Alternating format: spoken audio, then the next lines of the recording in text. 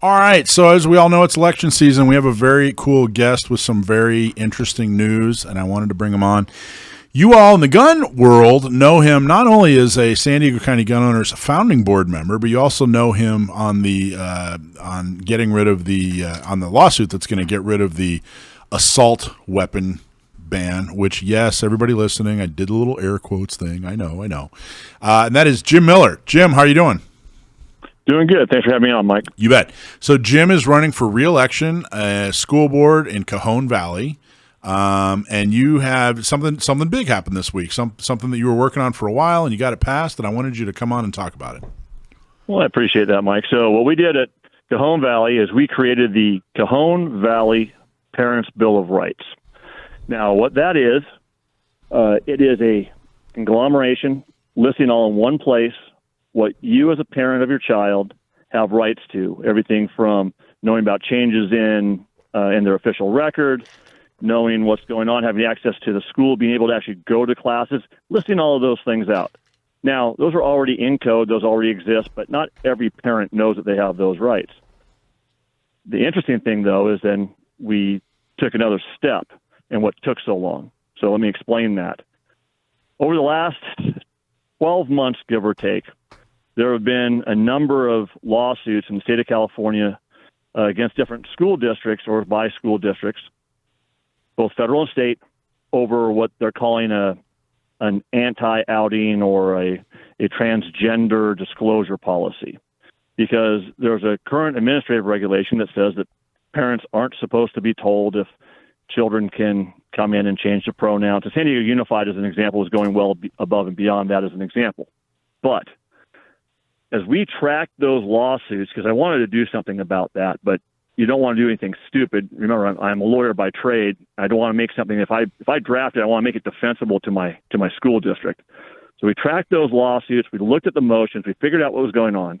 And then while that was going on, AB 1955, drafted by Chris Ward, and those of us in the Second Amendment community, we know about Chris Ward, who's now in the Assembly, formerly a San Diego City Council member, came up with this law that says school districts cannot draft a policy that mandates or requires staff and employees to tell parents if their kids, again, change their pronouns, want to use a different bathroom, want to go to a different locker facility. That is completely inappropriate, trying to keep secrets from parents. So of tracking the lawsuits, what we drafted, what I've worked on, and what I think is very defensible, is I dovetailed, you have a right as a parent, absolute right, it's already in law, both state and federal, to have access to your children's medical records and their mental health records, and to be part of their treatment if they're under 12 years old.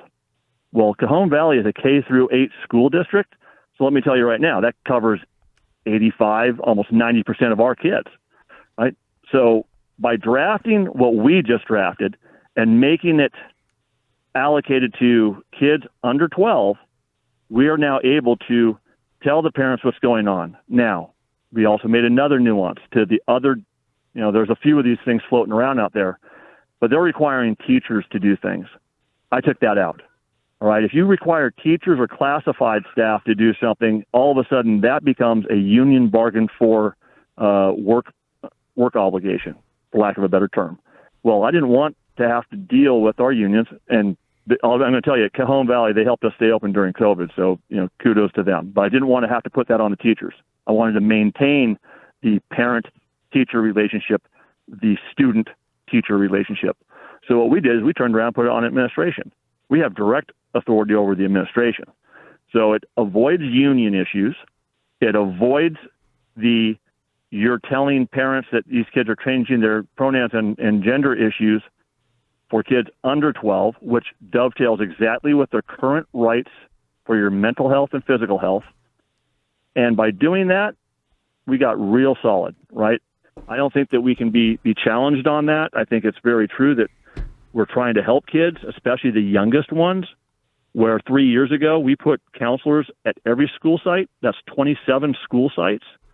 That's pretty unusual for K through 8 as well. So Cajon Valley has done a lot of things that are cutting edge. And I'm very proud of it. I mean, I'll tell you that there's a lot of people who's pressed me to go faster than this, but faster is not always better. Now we can defense what we were doing. If we had passed something earlier that didn't have all these different provisions in it, we'd be sued and we would definitely not be successful. You should be proud. And like you said, it took you, a few months, more than a few months, like 8 months or so. I know you've been working on this a long time, but at the end of the day, you got the government out from in between parents and students, and you did it in a way that, like you said, can be defended in court, a way that they won't be able to attack you in court, I guess is what I should say, which was great. I've watched you, let's see, you got elected in what, 2016? 16 is my first term. 2016, I've watched all the extremists come for you. I've watched the anti-gun extremists come for you, and you stood up from on the dais and didn't move a centimeter. In fact, you put your name on an important lawsuit that we're working on. You went one further. I've seen the COVID extremists came, and you did everything you possibly could to keep the schools open, and you worked with people to make sure that kids got an education. You turned Cajon Valley into a model when it comes to security. Well, all the other school boards were passing these useless resolutions asking for gun bans. You were making sure that the resources and law enforcement and everything was in place to make sure that those kids were safe in your school. The LGBT extremists came, and you fought them back. And every turn, what most people say they stand up for, you've actually stood up for it. And I just can't imagine, that your reelection is so important, and we're very, very proud that you're a board member, and B, an endorsed candidate. So thank you so much, Jim. I appreciate that, Mike. And when you put it in a historical perspective, it's true. These extreme sides, I don't care whether it's left or right. I really don't. They keep wanting to push after the school boards because they feel that the school boards are the low-lying fruit. Why did San Diego County gun owners, why did we come into play? We came into play for the local races and the local issues, right? Because school board members will eventually move up to city council, assembly, whatnot. And it's very reminiscent. I got a guy running against me right now. All he wants to do is be a politician. If the left suits him, he panders to the left. If the right suits him, he panders to the right. He's very Nathan Fletcher that way. And you know something? Those are the type of people that scare me more than the overall zealots, because those are the chameleons that, if you're not really paying attention, you can be fooled by. And by the way, your opponent I've seen is trying to take credit for your work here on this Parents' Bill of Rights. Whereas he didn't do a thing. He didn't do one thing to make sure that this happened. Didn't put a sentence in, not a single sentence. It's kind of funny, Jim. What's funny is I think the best way to term this is when you and I were sitting down talking, and you ran for judge years ago, and that's when we first met. And then when we started San Diego County Gun Owners, you were like I said, a founding board member. And at the time, it was us and some other folks going, hey, you know what? The establishment isn't standing up for things that they need, that we believe in, the things that they need to stand up for, And you're in office. San Diego County Gun Owners is well established, and it's like all these folks with, not all, but a very small, tiny handful of people who had no experience, who were not around when you and I were fighting, when other people were fighting years ago. They were nowhere to be found, and suddenly they're up in arms and think they're going to solve the world's problems, when meanwhile they're just making them worse and taking credit for your work. It's amazing. And that's, you and I have both talked about that in the Second Amendment world. I mean, where were these pro-gun, pro-Second Amendment folks when you and I, and you even before me, when we were in the trenches? Where were they when we were trying to find appropriate plaintiffs for various lawsuits? Oh, well, I don't want to get involved. No, I don't want to put my name on that, but I'll support you on the backside. Oh, I'll fill out this questionnaire that says I'm going to be supporting pro-Second Amendment candidates. Oh, but. There's always that but, right, Yeah, Mike? right. You can take the politics out of running a school board and really just focus specifically on what's in the best interest of the kids. And if you look at three things, in my opinion, and this is how I, whether I vote on something, yes or no, and if I do it this way, I'm going to be right. One, is it legal? All right, that has to be the first litmus test. 2, is it good for kids? 3, is it good for the staff? If you can hit all 3 of those boxes, why would you not vote for whatever is in front of you? Now, if you can't hit all 3, now you got to make some more evaluations.